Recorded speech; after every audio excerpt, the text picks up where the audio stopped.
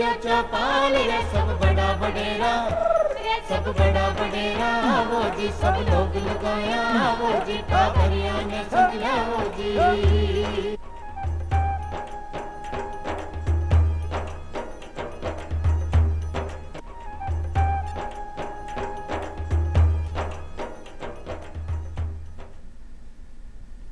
राम राम सा चौपाल देखने वाला सगला दर्शकों को घणो घणो स्वागत है। दर्शक भाई बहनों, ज्या कि आप सगला जानो कि हर बार आप अपने कार्यक्रम में कोई ना कोई नयो विषय लेकर हाजिर हुआ भी। आज भी आप एक नए विषय पर चर्चा करांगा। आप सगला जाना कि आप सब एक समाज कमाए रह रहे हैं और हर समाज में कोई ना कोई सामाजिक बुराई जरूर हुआ है जो भी समाज ने आगे बढ़वासू रोका है। आज भी आप एक सामाजिक बुराई पर चर्चा करांगा। आज आप बातचीत करांगा बाल विवाह एक सामाजिक बुराई, और जी मायने आप जाना कि इमें टाबरा की जिंदगी के सागे खिलवाड़ करो जा रहे है। शिक्षा को प्रसार जरूर होयो है और आ जो बुराई है काफ़ी हद तक कम भी हुई है, लेकिन आज भी अगर आप अपने राजस्थान की बात करा तो बहुत सारा इलाका आभार भी ऐसा है जिका मायने आ सामाजिक बुराई है जो कि घटित हो रही है और बच्चों की जिंदगियां के सागे खिलवाड़ हो रहे हैं। तो कई दुष्प्रभाव है टाबरा की जिंदगियां पर और कौन सा कानून इमें लागू कराया जा रहा है और की तरीकों जागरूकता खातर अभियान चलाया जा रहा है, आ सब पर आप चर्चा करांगा। और ये विषय पर जानकारी देने के लिए अपने साथ पधारे हैं दिलबाग सिंह जी। आप संयुक्त निदेशक हैं बाल अधिकारिता विभाग राजस्थान से आप पधारा है। बहुत बहुत स्वागत है आपको दिलबाग सिंह जी। नमस्कार। और साथ पधारा है डॉक्टर वंदना दुबे जी। आप पूर्व सदस्य हैं बाल संरक्षण आयोग की, तो बहुत बहुत स्वागत है आपको भी वंदना जी। तो स्वयं पहला तो अगर विवाह की बात करा जिमें बाल विवाह, तो कौन सा ऐसा विवाह है जो इस श्रेणी के अंदर आप रख सका कि भी वो बाल विवाह है? वंदना जी, ये जो आज का विषय है ये बहुत ही महत्वपूर्ण विषय है और हम देखते हैं कि बाल विवाह एक गंभीर सामाजिक कुरीति के रूप में हम इसको देखते हैं। और ये बाल विवाह न केवल बच्चे के बचपन को छीनती है बल्कि उसकी शिक्षा, उसके स्वास्थ्य, उसके सामाजिक मानसिक विकास पे भी बहुत ही विपरीत प्रभाव डालती है जी। और इसके कारण इसको एक सामाजिक बुराई के रूप में भी देखा जाता है, क्योंकि ये लिंग असमानता, गरीबी, पिछड़ापन और परंपराओं से जुड़ा होने के कारण इसको एक सामाजिक बुराई के रूप में हमारे यहाँ देखा जाता है। अब सवाल ये उठता है कि बाल विवाह कौन सा ऐसा विवाह है जिसको हम बाल विवाह की श्रेणी में डालेंगे। हमारा एक अधिनियम है prohibition of child marriage act 2006, उसकी धारा 2 में ये प्रोविज़न किया हुआ है, ये स्पष्ट किया हुआ है कि ऐसा विवाह जिसमें एक पक्ष जो है वो उसमें हो, उसकी जो बाल विवाह की जो एज है उसको कम हो, उसमें जिसमें लड़के की एज जो है 21 वर्ष और लड़की की उम्र जो है वो 18 वर्ष से कम हो, तो बाल विवाह की श्रेणी में आता है। उसमें किसी भी कम से कम एक पक्ष का उसमें बालक होना जरूरी है, उसको हम बाल विवाह की श्रेणी में मानते हैं जी। मतलब लड़का या लड़की आम से कोई भी अगर अपनी सही जो सीमा निर्धारित करी गई है उम्र की 20 अगर कम है तो वो बाल विवाह की श्रेणी के मायना पर रखेंगे। अब बात आओ क्या, क्योंकि कोई भी काम अगर हो रहे हो तो भी के पीछे कोई ना कोई कारण जरूर होगा। आज भी अगर बाल विवाह हो रहा है तो कुछ ना कुछ कारण ऐसा होगा, तो समाज में लोग कहीं कहीं कारण इन आगे रख के बच्चों को विवाह कर रहे हैं, तो कौन सा कारण आपने नजर आवा सामने? जी बिल्कुल, ये जो प्रथा है मैं आपको बताना चाहूँगी और हमारे दर्शकों को भी बताना चाहूँगी। जो प्रथा है ये आज की नहीं है, ये कई वर्षों पुरानी प्रथा है, कई 100 सालों से पुरानी प्रथा है और समाज में पूरी तरीके से ग्रहित है, अंदर गई हुई है, बहुत डीप रूटेड है। तो इसके आज तक चले आने के बहुत सारे कारण हैं। हालांकि हमारी जो सरकारें आई हैं उनके द्वारा बहुत प्रयास किए गए, लेकिन आज जब हम देखते हैं इतना आधुनिकता का समय है, तब भी ये प्रथा हमारे समाज के बच्चे और बच्चियों का यदि जीवन अगर ख़राब कर रही है और सामाजिक बुराई के रूप में है, तो उसके कई सारे कारण जो हमारी समझ में आए हैं, उनमें से एक बहुत ही महत्वपूर्ण कारण है हमारे यहाँ पे शिक्षा की कमी।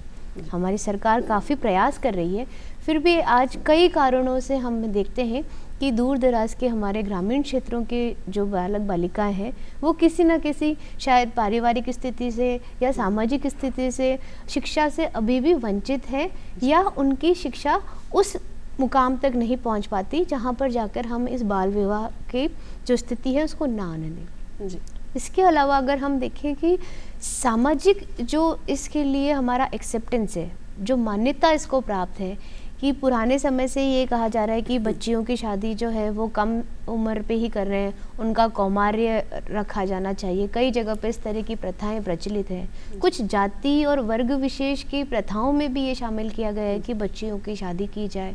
इसके अलावा एक सामाजिक सुरक्षा की जो भावना है बच्चियों को लेकर समाज के अंदर, कि बच्चियों का यदि हम जल्दी विवाह कर दें तो उन्हें बाद में अगर उनके साथ में किसी भी तरह के कोई गलत कृत्य हो जाए, लैंगिक हिंसा हो जाए, तो इस तरह के कृत्यों को रोकने के लिए भी ये उपाय के रूप में देखा जाने लगा।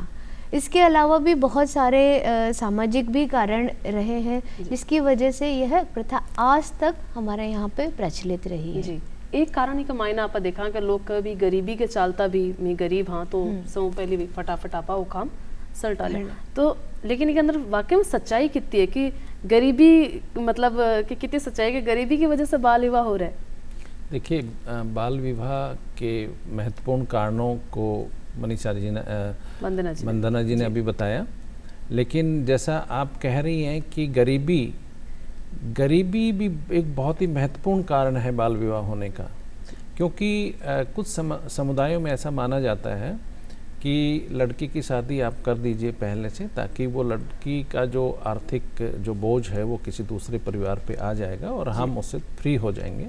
तो बहुत सारे समुदायों में गरीबी के कारण भी बाल विवाह किए जाते हैं। और आपने बिल्कुल सही कहा, ये बाल विवाह के कारण गरीबी का एक ऐसा दुष्चक्र चल जाता है कि वो जो लड़की है जो बाल विवाह से पीड़ित है वो दूसरे पर आर्थिक रूप से निर्भर हो जाती है और ऐसे वो परिवार पूरी तरह से उस गरीबी के दुष्चक्र में फंस जाता है और वो कई सालों तक उससे निकल नहीं पाता। तो ये गरीबी एक बहुत ही महत्वपूर्ण इसका कारण है। फिर ये भी माना जाता है कि दहेज कम देना पड़ेगा। गरीब परिवारों में दहेज देना एक बहुत बड़ा उनके ऊपर एक बर्डन है। तो ये मानते हैं कि अगर हम लड़की की शादी बहुत जल्दी कर देंगे तो हमें शायद कम दहेज देना पड़ेगा। कई समुदाय में ऐसे भी होता है कि अगर लड़का ज़्यादा एज का है तो लड़की वाले जो पेरेंट्स हैं उनको कुछ आर्थिक मदद भी लड़के की तरफ से मिल जाती है। तो ये भी एक इसका कारण होता है। जो गरीब परिवार होते हैं इस कारण भी वो बाल विवाह करते हैं। तो गरीबी एक बहुत ही महत्वपूर्ण और इम्पोर्टेंट इसका एक कारण है जिसकी वजह से बाल विवाह हमारे यहाँ होते हैं। जी, लेकिन अगर आप इस चीज़ से बचाव कर रहे हैं तो मतलब बचाव तो नहीं हो पा रहे है। गरीब परिवार से आप हो और गरीबी के चालता आप वो काम कर रहे हो तो आगे भी आप गरीबी से ही घिरा रहेगा। बिल्कुल, ये गरीबी का एक दुष्चक्र सा चल जाता है। लेकिन फिर भी गवर्नमेंट ने बहुत सारी स्कीम्स उनको गरीबी के दुष्चक्र से निकालने के लिए चलाई हुई हैं, जिसमें बेटी बचाओ बेटी पढ़ाओ है, सामाजिक न्याय एवं अधिकारिता विभाग की मुख्यमंत्री कन्यादान योजना है, उसमें आर्थिक सहायता दी जाती है। बच्ची के विवाह के अवसर पर उनको एक कन्यादान के रूप में काफ़ी अच्छी मदद की जाती है। और भी बहुत सारी मेडिकल एंड हेल्थ डिपार्टमेंट की स्कीम्स हैं, दूसरे महिला बाल अधिकारिता विभाग की स्कीम्स है। वो सभी जो गवर्नमेंट की स्कीम्स हैं उनके संचालन इसलिए किया जाता है कि ऐसे गरीब परिवारों को उस आर्थिक दुष्चक्र से, गरीबी के दुष्चक्र से निकाला जाए ताकि बाल विवाह की उस जो वृद्धि हो रही है उसको कम किया जा सके। जी, एक बालिकाओं की सुरक्षा के लिए भी मुद्दा उठाया जाएगा। तो कई घर का को मानना है कि भाई अपनी बच्चियां सुरक्षित रहेगी, लिए जल्दी ब्याह को कर दिया जाए। तो इसके लिए भी वाकई में जानना चाहूँगा कि इससे कहीं स्थिति सुधरी है? अगर आप बाल विवाह कर रहे हैं तो कहीं अपनी बालिका वाकई में सुरक्षित हो पा रही है? जी बिल्कुल, ये तो मैं बताना चाहूँगी कि ये बहुत ही भ्रामक तथ्य है। एक्चुअली एक जो बहुत ही बड़ा कारण है जिसमें ऐसा समझा जाता है कि यदि बच्चियों का विवाह एक कम उम्र में किया जाएगा तो इससे जो है कि उनकी सुरक्षा सुनिश्चित हो जाएगी। और माता पिता भी ये सोचते हैं कि अब हम एक बहुत बड़ी एक सामाजिक जिम्मेदारी से हम अपना पल्ला झाड़ लेंगे।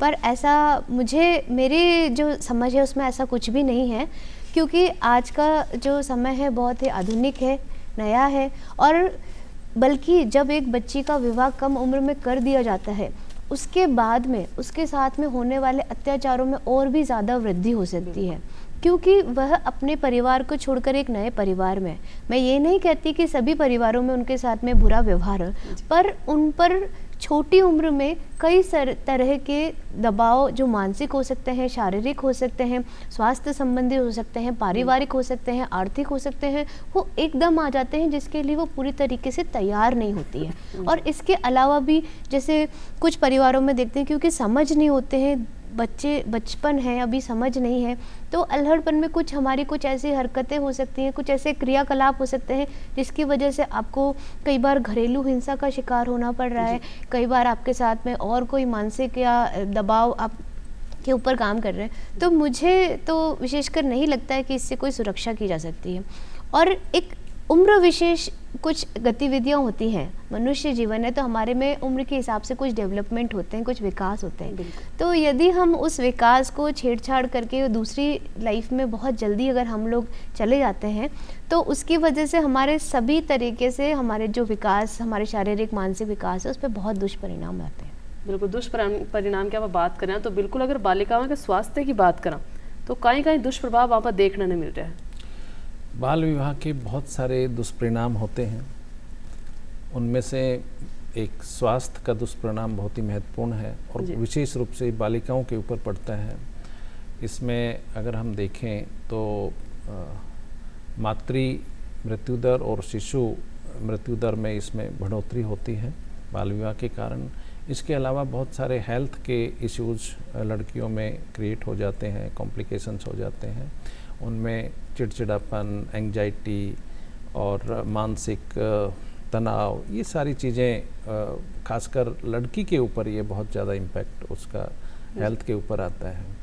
और दूसरे जो और भी बहुत सारे उसके हेल्थ इश्यूज हैं जो क्रिएट हो जाते हैं चाइल्ड मैरिज की वजह से, जो हालांकि मैं डॉक्टर नहीं हूँ लेकिन फिर भी जो जनरल सामान्य रूप से जो देखने को मिलते हैं वो उनके हेल्थ पे बहुत ही नेगेटिव इफेक्ट उसका बाल विवाह का आता है। बिल्कुल, एक तो आप ज़्यादातर देखेंगे बाल विवाह होने के बाद अगर जहाँ दबाव हुआ भी है और कम उम्र में माँ बनने का जो दुष्परिणाम है वह आप ज़्यादा एक मायने देख सका हाँ एक कम उम्र के अंदर जो हुआ। तो अभी के साथ साथ अगर बात करें कि सिर्फ लड़कियां पे ही नहीं, लड़का पे भी कुछ दुष्प्रभाव पड़ता होगा, तो वहाँ के लिए आप क्या कहना चाहोगे? हाँ, लड़कों पे भी पड़ता है लेकिन कंपैरेटिवली लड़कों पे कम पड़ता है जी। मानसिक रूप से कुछ मानसिक रूप से उनमें वही एक जो मानसिक तनाव की स्थिति, एंग्जाइटी की स्थिति वो क्रिएट होती है। इसके अलावा क्योंकि बाल विवाह के कारण एक जो आर्थिक जो निर्भरता है वो बढ़ती है और गरीबी भी एक उसका मेन कारण है। उसके कारण जब कोई भी लड़का आर्थिक रूप से मजबूत नहीं होता तो वो उसके मानसिक स्वास्थ्य को बहुत ही विपरीत प्रभाव उस पर डलता है और इसी प्रकार से वो एक गरीबी का जो दुष्चक्र जैसा मैंने पहले बताया उसमें वो एक घुसता चला जाता है और वो एक लड़कों पे खासकर एक परिवार का जो आर्थिक बोझ होता है उसका एक बर्डन होता है, वो उसको बहुत ही नेगेटिवली इफेक्ट करता है। मतलब एक खेलबा कूदबा की जकी उम्र हुआ है कि भी का मायना आप मानसिक तनाव लेने लग जाए और लड़का है तो भी दुष्परिणाम है और लड़कियां तो वापस देखो मानसिक रूप से भी है और शारीरिक रूप से दोनों तरीके से अपन ज्यादा दोनों का ही उनका बचपन छिन जाता है। बिल्कुल, और देखो बचपन अगर के वापस लौट कर को नहीं आवे है ना, बहुत कम टाइम के लिए आपने मिला और भी का मायने भी अगर आप बड़ा की तरह आपने काम करना पड़ा तो बिल्कुल आपने लिए बहुत ही है कि बचपन ही मार दियो तो फिर कहीं उन पे बड़ी जिम्मेदारी आ जाती है परिवार की। तो अब अगर कानून की बात करें तो बाल विवाह ने रोकबा खातर की तरीके का कानून बना है? मनीषा जी, हमारे देश में एक बहुत ही महत्वपूर्ण कानून है बाल विवाह को रोकने के लिए और वो कानून है बाल विवाह प्रतिषेध अधिनियम 2006 जी। ये अधिनियम 10 जनवरी 2007 को बना और नवंबर 2007 में ये पूरे देश में लागू हो गया। उस टाइम जब ये बना था तो जम्मू कश्मीर को छोड़ के पूरे देश में लागू हुआ था, लेकिन आजकल अभी ये पूरे देश में लागू है, जम्मू कश्मीर में भी अभी लागू है। इस अधिनियम के जो अगर हम इसके बैकग्राउंड में जाएं तो आपने पहले पढ़ा होगा कि शारदा एक्ट होता था पहले 1929 का, उस एक्ट को रिप्लेस इसके द्वारा किया गया और इस अधिनियम के जो मेन जो पर्पज है, ऑब्जेक्टिव्स हैं, वो 3 माने जाते हैं। एक तो बाल विवाह को रोकना, दूसरा बाल विवाह के जो जिनकी वजह से हुआ है उनको सज़ा दिलवाना जी। और पीड़ित पक्ष को राहत प्रदान करना, ये इस जो एक्ट के मुख्य उद्देश्य माने जाते हैं। जी, तो वो तो अपना कानून तो बन रहा है, टाइम टू टाइम अपना बनया भी है, लेकिन अगर आपका मायने सज़ा कठोर नहीं होवे तो सज़ा का प्रावधान ढंग को नहीं है, तो फिर आप लगा घटना घटना होती रहेगी। तो की तरह का कठोर सज़ा का प्रावधान भी एक मायने है। जी बिल्कुल, इसमें जो हमारा बाल विवाह प्रतिषेध अधिनियम है, इसके अंदर हमारे यहाँ पर सज़ा का प्रावधान रखा गया है, जिसमें जुर्माना भी रखा गया है 1 लाख रुपए का, और 2 वर्ष तक की सज़ा भी हो सकती है यदि सिद्ध हो जाता है। पर मैं एक बात यहाँ पर अपने दर्शकों के साथ भी साझा करना चाहूँगी कि ये जो बाल विवाह है, ये सामाजिक रूप से इसकी इतनी ज़्यादा एक्सेप्टेंस है कि उसकी वजह से जो कानून की जो सक्रियता होनी चाहिए, लॉ इन्फोर्समेंट जो हमारा जो होना चाहिए, वो उतना नहीं हो पाया है। ये एक ऐसा विषय है जिस पर जागरूकता कहीं ज़्यादा असर करेगी, शिक्षा कहीं ज़्यादा असर करेगी, बजाय कि हम अगर सज़ा करें तो। क्यों? क्योंकि कानून के अंदर जिन लोगों को सज़ा का प्रावधान है, वे सभी वे लोग हैं जो उस परिवार से बहुत ही ज़्यादा या तो जुड़े हुए हैं, जैसे कि घर के लोग हैं, बाराती हैं, उस परिवार के सारे सदस्य हुए हैं, उस जो विवाह के कार्यक्रम को संपादित कराने वाले हमारे ढोल वाले हुए, हमारे शहनाई वाले हुए, हमारे खाना बनाने वाले पंडित हो गए, इत्यादि इत्यादि सभी लोगों को इसमें सम्मिलित किया हुआ है। एक तो इतने सारे लोगों को यहाँ पर पार्टी बनाना अपने आप में एक बहुत ही टफ टास्क हो जाता है। दूसरी बात, क्योंकि वो उसी समाज का अभिन्न अंग है, तो उनके द्वारा इस बात के लिए जानकारी देना, निकलवाना, उनसे बात करना भी अपने आप में बहुत ही एक चैलेंजिंग सब्जेक्ट है।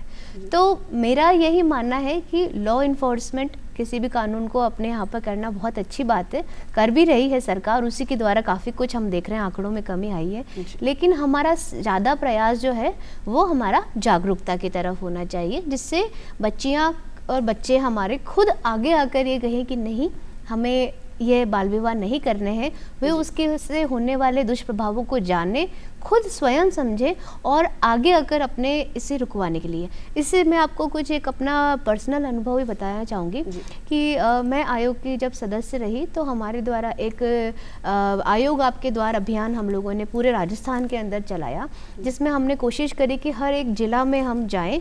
जिले के विशेषकर बालिका विद्यालय को हमने चुना, वहाँ पर हम देख रहे थे कि बच्चियों के साथ हमने वार्तालाप करी विशेष इस बात पे। और बाल विवाह हमारे लिए एक बहुत ही महत्वपूर्ण विषय है, क्योंकि जब हम जाते हैं, बात करते हैं, ग्रामीण क्षेत्रों से आने वाली जो बालिकाएं हैं वे काफ़ी कुछ इस बात से ग्रसित होती है। पर आप देख रहे हैं कि जैसे जैसे जानकारी बढ़ रही है, अवेयरनेस बढ़ रही है कई जगह पर, तो बालिकाएं खुद आके, उन्होंने ऐसे केस हमारे सामने आए कि बच्चियों ने खुद आकर बताया कि मेरा बाल विवाह है। उन्होंने खुद बाल विवाह प्रतिषेध अधिकारी जो होता है उसे सूचना दी, जो हमारे यहाँ पर नियुक्त किए जाते हैं सरकार के द्वारा, और उन्होंने खुद ने अपने बाल विवाह रुकवाए। तो इस तरह की अगर बच्चों को और हम प्रोत्साहित करेंगे, और अच्छा उनको हम लोगों ने कई जगह पे उन्हें प्रोत्साहित करने के लिए कुछ दिए, इनाम वगैरह भी दिए, तो इस तरह की चीज़ें अगर आएंगे तो एक अच्छा एग्जाम्पल क्रिएट होता है और वो बच्चे आगे जाके अपने जीवन में काफ़ी सक्सेसफुल भी हो रहे हैं। तो मुझे लगता है कि एग्जाम्पल अगर हम लोग समाज के अंदर क्रिएट करेंगे कि एक बच्ची या बच्चा जिसको आज हम उसके बचपने में ही किसी बहुत विशेष जिम्मेदारी की तरफ धकेल रहे हैं, वो बड़ा होके अपने परिवार के लिए और समाज के लिए, इस देश के लिए बहुत गौरवान्वित करने वाले कामों में अपने आप को दिखा सकता है। वंदना जी ने जो प्रैक्टिकल एस्पेक्ट्स बताए उसमें मैं ये जोड़ना चाहूँगा कि बाल विवाह हमारा जो कानून है उसमें एक दंडनीय अपराध है, और इस अधिनियम की धारा 9 से 11 में इसके प्रावधान किए गए हैं। और इसमें न केवल बाल विवाह करवाने वाले बल्कि उसमें सहयोग देने वालों को भी कठोर कारावास का प्रोविज़न है। इसमें 2 साल तक की कठोर कारावास इसमें देने का प्रावधान है। इसके अलावा या फिर 1 लाख रुपए तक का जुर्माना इसमें हो सकता है। लेकिन इसमें एक विशेष बात भी है कि महिलाओं को कारावास का दंड इसमें नहीं दिया जाता। तो ये बहुत ही एक कठोर अधिनियम जो है बनाया गया है, और इसमें बहुत ही इसमें जो न्यायालय के द्वारा जो आदेश पारित किया जाता है वो बहुत ही सेंसिटिविटी से किया जाता है। जी, अगर कठा कोई बाल विवाह हो भी रहे तो ये शिकायत कौन कौन दर्ज करवा सके हैं? देखिए, हमारे अधिनियम में ये प्रोविज़न है कि कोई भी व्यक्ति इसकी शिकायत करवा सकता है। जी। कहीं भी कोई कंप्लेंट या इसकी कोई भी ग्रीवेंस लिखवा सकता है। इसमें कहीं कोई भी ऐसा वो नहीं है कि इसके कहीं भी कोई भी व्यक्ति इसमें शिकायत दर्ज करवा सकता है। और इसके लिए बहुत सारे इसमें प्रोविज़न है।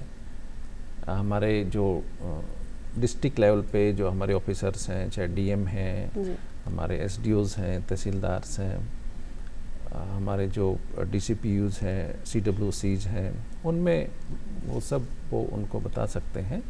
और मैं आपको बताना चाहूँगा कि हमारे यहाँ ज़िले में 8 प्रकार के जो हमारे अधिकारी हैं वो CMPOs बने हुए हैं, यानी जिनको हम बोलते हैं बाल विवाह प्रतिषेध अधिकारी, जो उनको मदद करते हैं और इस काम में उनको बाल विवाह रुकवाने में, खासकर जो हमारे रूल्स 2007 के बने हुए हैं उसमें इनके पूरा प्रोसीजर दिया हुआ है कि वो बाल विवाह को रुकवाने में किस तरह से कार्य करेंगे। जी, अगर जैसे समझ लो टाबर ही अगर जब आपको ब्याह हो रहे हैं और वह कोई शिकायत करना चाहो तो कोई नंबर भी है, कोई हेल्पलाइन नंबर है? हाँ, बिल्कुल, आपने ये बड़ा अच्छा क्वेश्चन पूछा है कि एक हमारा हेल्पलाइन नंबर 1098 जिसको चाइल्ड हेल्पलाइन नंबर बोलते हैं जी। और ये हेल्पलाइन ऐसी है कि ये 24/7 रहती है। हमारे खुद के ऑफिस में इसका कंट्रोल रूम है और हर डिस्ट्रिक्ट में एक चाइल्ड हेल्पलाइन एस्टेब्लिश्ड है जी। इसके अलावा भी 5 जगह पे जहाँ रेलवे स्टेशंस और बस स्टैंड्स पे भी ये हेल्प डेस्क बनी हुई है, उन पे भी इसकी जो है सूचना दी जा सकती है और कोई भी व्यक्ति दे सकता है जी। अगर बाल विवाह रोकने की अगर बात करें तो भी मैं शिक्षा कितनी मददगार साबित हो सके है? जी, मेरा तो बहुत शुरुआत से ही यही एक कथन था कि शिक्षा की एक बहुत ही महती भूमिका है जी। तो जब हमारे समाज शिक्षित होगा, जागरूक होगा इन विषयों के बारे में कि जिस प्रथा को हम लेकर चल रहे हैं वो वास्तव में हमारे समाज को आगे बढ़ाने की जगह, हमारे बच्चे बच्चियों को विकास करने की जगह, हमारे बच्चे बच्चियों का जो भविष्य है उसको गर्त में लेकर जा रही है, उसे खराब कर रही है। तो मुझे लग रहा है कि ऐसे समाज में धीरे धीरे जो हम जागरूकता ला रहे हैं वो शिक्षा के माध्यम से आई है। और आज अगर आप देखें तो बहुत सारे वैश्विक स्तर पर, हमारे देश के स्तर पर, राजस्थान के स्तर पर भी अन्य बहुत तरह के जो हमारे सर्वे और डेटा उपलब्ध हैं उनमें भी यदि हम देखा जाए तो काफ़ी अच्छी खासी कमी हमारे यहाँ पर दर्ज की गई है। राजस्थान में भी इसका काफ़ी प्रतिशत, लगभग 25-26 के आसपास प्रतिशत जो हम देख रहे हैं कि वो इतना ही प्रतिशत रह गया है जो पूर्व में बहुत ज़्यादा हुआ करता था। तो ये बहुत ज़्यादा प्रभाव है। वैसे तो मिला जुला है, सरकार की बहुत सारी नीतियां हैं, कानून हैं, उनका इन्फोर्समेंट भी बड़ा है, पर शिक्षा की एक महती भूमिका है। जब व्यक्ति खुद जागरूक होता है अपने अधिकारों के बारे में, अपने बारे में, अब समझ पाता है कि मेरे सच में मेरा विकास कहाँ है, मैं कैसे अपने लिए और अपने समाज के लिए काम कर सकता हूँ, तो वो इन कुरीतियों का विरोध भी करेगा, उनसे बाहर निकलवाने का खुद भी प्रयास करेगा, साथ ही अपने साथियों को भी जागरूक करेगा। बिल्कुल सही बात है। शिक्षा है तो अब अपना अधिकारों के प्रति जागरूक हो सका और अपने लिए आवाज़ उठा सका। एक अगर चावा के भी कोई बच्चा को बचपन में शादी हो चुकी है और बालिग होने के बाद बाना समझ आ कि हमारे साथ तो गलत हुए, तो कहीं भी अपना विवाह निरस्त भी करवा सके है? ये भी बहुत आपने अच्छा क्वेश्चन पूछा है। हमारा जो provision of child marriage act 2006 है उसमें बहुत स्पष्ट प्रावधान है। इस अधिनियम के जो सेक्शन 3 है उसमें ये वाइडेबल है और इसको शून्यकरण किया जा सकता है इस अधिनियम को, बाल विवाह को। और इसमें लेकिन एक बात मैं कहना चाहूँगा कि ये स्वतः शून्य नहीं हो सकता। इसके लिए जो पीड़ित पक्ष है उसको अदालत में अपना एप्लीकेशन देनी पड़ेगी, तभी ये शून्यकरण हो सकता है। और एक इसकी और मैं स्पष्ट करना चाहूँगा कि विवाह के 2 साल के अंदर अंदर उनको अपने इस को चुनौती देनी होगी अदालत में अपने बाल 2 साल के अंदर 2 साल करना पड़ेगा, कोशिश आई जहाँ तक मेरी जानकारी है। जी, मैं थोड़ा सा सर को ऐड करना चाहूँगी। 18 वर्ष पूरा होने के बाद में 2 साल तक, अच्छा, वो बालिग होने की उम्र के 2 साल तक के बाद आप 2 साल तक करवा सकते हैं। विवाह शून्यकरण के लिए एप्लीकेशन दे सकते हैं। कोई भी सामाजिक बुराई है बिना आप खत्म करने के लिए जागरूकता बहुत जरूरी है। तो सरकारी और गैर सरकारी दोनों स्तर पर बात करें तो किसा किसा कार्यक्रम चलाया जा रहा है जागरूकता के लिए? बिल्कुल, देखिए बाल विवाह के लिए हमारे जो अधिनियम भी बना हुआ है जी, लेकिन फिर भी ये बहुत बड़ी विडंबना है कि बाल विवाह अधिनियम में ये दंडनीय अपराध भी है और फिर भी बाल विवाह हो रहे हैं। तो सवाल उठता है कि बाल विवाह क्या इनको समाप्त किया जा सकता है? क्या बाल विवाह बिल्कुल भी ना हो, ऐसे कोई प्रयास हो सकते हैं या ये संभव है? इसके लिए सरकार ने बहुत सारे प्रोग्राम्स चलाए हैं, प्रयास भी किए जा रहे हैं, लेकिन जो सबसे महत्वपूर्ण प्रोग्राम है वो भारत सरकार का है बाल विवाह मुक्त भारत अभियान, और उसके साथ साथ ही हमारी राज्य सरकार ने भी बाल मुक्त राजस्थान अभियान जो है चला रखा है, और 2030 तक का हमारा टारगेट है कि हम इसको खत्म कर दें, हमारे राज्य में कोई भी बाल विवाह नहीं हो, ऐसा हमारा सरकारी प्रयास है। गैर सरकारी स्तर पर जानना चाहा तो? जी बिल्कुल, सरकार के साथ ही मिलकर कई सारे हमारे गैर सामाजिक संगठन हैं जो इस दिशा में विशेष प्रयास कर रहे हैं। तो वे सभी संगठन को मिलकर सरकार के साथ है, एक्चुअली ये अलग अलग एक नहीं समन्वित प्रयास है सभी का मिलकर, और आप सब मिलकर अगर प्रयास करेगा तो ही आप आई बुराई ने खत्म कर सकते हैं। तो वंदना जी और दिलबाग जी आप आया, इतनी अच्छी जानकारी हमारे दर्शकों ने दी के लिए बहुत बहुत धन्यवाद आप दोनों को, और फिर मिलांगा एक नए विषय के साथ। जब तक दो इजाजत, राम राम।